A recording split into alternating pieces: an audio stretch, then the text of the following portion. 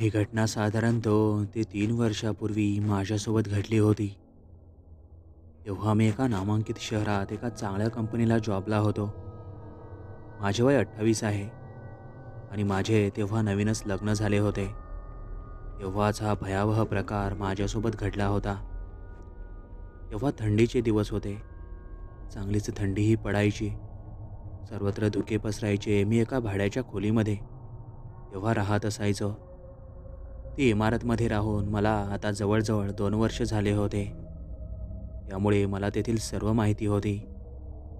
पण म्हणतात ना, काही गोष्टी ह्या समजायला खूप उशीर लागतो आणि तसेच काही माझ्यासोबत घडले आणि ते खूप विचित्र होते आणि भीतीदायकही.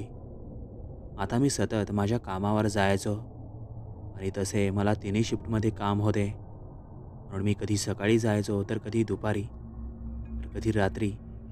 त्यामुळे मला घरी यायला कधीकधी उशीरच व्हायचा. माझी पत्नी घरी एकटीच राहायची.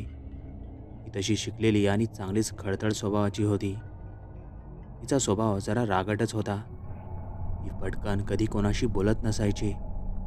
पण ती त्या इमारतमध्ये नवीनच असल्यामुळे तिला काहीशी भीतीही जाणवायची. पण ती तशी मला बोलवून दाखवत नव्हती. पण काही दिवस निघून गेल्यावर ती म्हणत होती, "अहो, आपण जरा दुसरीकडे राहूया.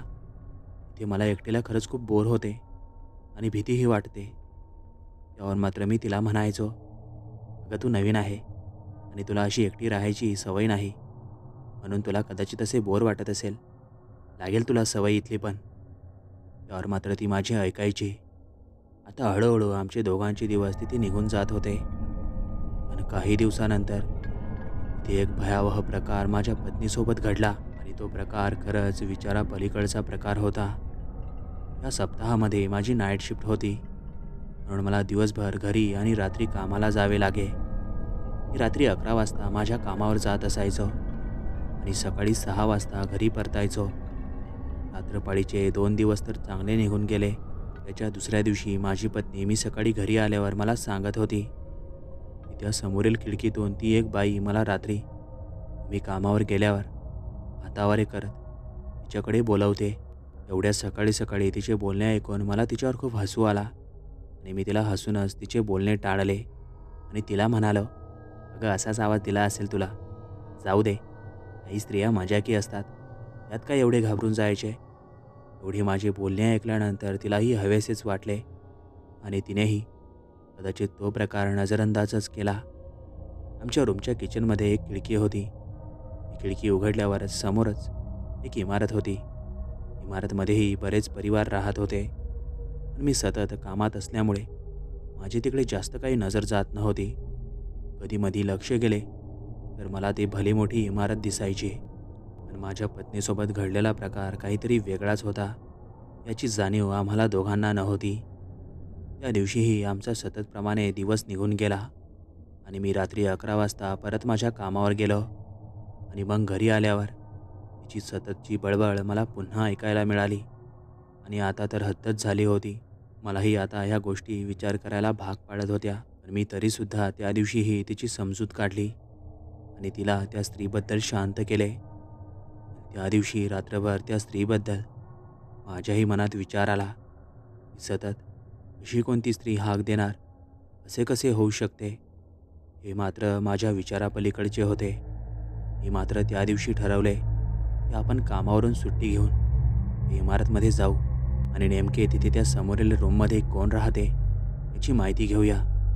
मग काय, नाईट शिफ्ट होती म्हणून दिवसभर मी झोपलो आणि रात्री माझ्या पत्नीला न कळवता त्या इमारतमध्ये गेलो.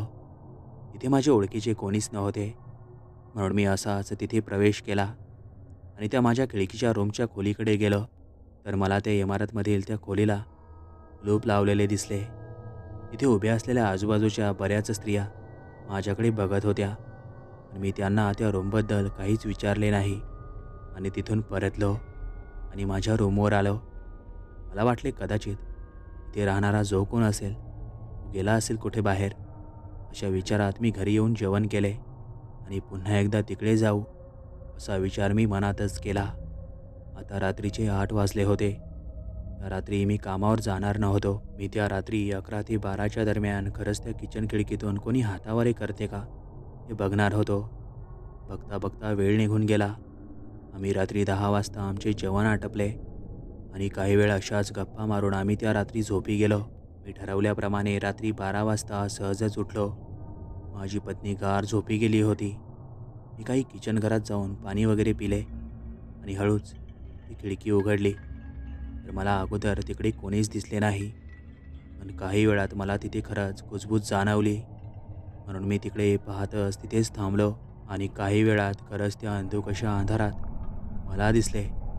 त्या खिडकीतून एक स्त्री मला हातावारे करत तिच्याकडे बोलवत होती. तिला बघून मात्र आता मलाही विश्वास बसला की माझी पत्नी जे सांगत होती ते खरोखरच आहे. आता रात्रीचा 1 वाजला होता.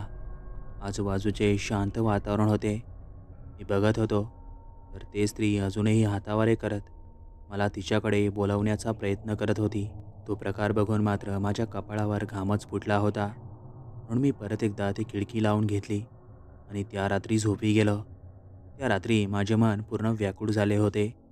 कधी सकाळ होते आणि मी त्या इमारतमध्ये कधी जातो असे मला झाले होते. या विचारातच मला त्या दिवशी रात्रभर झोपच आली नाही आणि मी सकाळी लवकरच उठलो आणि तयार होऊन तिकडे परत त्या इमारतकडे गेलो आणि त्या रूमजवळ जाऊन त्या दरवाजाजवळ उभा राहिलो. तर आज तो दरवाजा उघडा होता पण आतमध्ये कोणीतरी होते. मी तो दरवाजा बाहेरून ठोठावला तर काही वेळात त्या रूममधून चालत एक पुरुष आला. मध्यम वयाचा वाटत होता. मी त्याला माझ्यासोबत घडलेला पूर्ण प्रकार सांगितला. त्यातच त्याने मला घरात बोलवले आणि मला म्हणाला, दादा, माझ्या पत्नीला जाऊन आज 4 वर्ष झाले. तेव्हापासून या रूममध्ये एकही स्त्री आली नाही आणि तुम्ही म्हणता की रात्री या माझ्या घराच्या खिडकीतून एक स्त्री हातावारे करते. हे कसे शक्य आहे हो? हे सर्व ऐकून मात्र मी माझ्या रूमवर परतलो आणि माझ्या पत्नीलाही घडलेला पूर्ण प्रकार सांगितला. तेव्हा तिलाही आश्चर्याचा धक्काच बसला. पण आम्ही मात्र दोघांनी ही रूम सोडली आणि दुसऱ्या परिसरात शिफ्ट झालो. मित्रांनो, तुम्हाला हा अनुभव कसा वाटला आम्हाला नक्कीच कमेंट करून कळवा आणि तुमच्याकडेही अशा काही कथा असतील, अनुभव असतील तर तुम्ही तुमचे अनुभव आणि कथा आम्हाला आमच्या इंस्टाग्राम आय डीला पाठवू शकता किंवा तुम्ही आम्हाला मेलही करू शकता.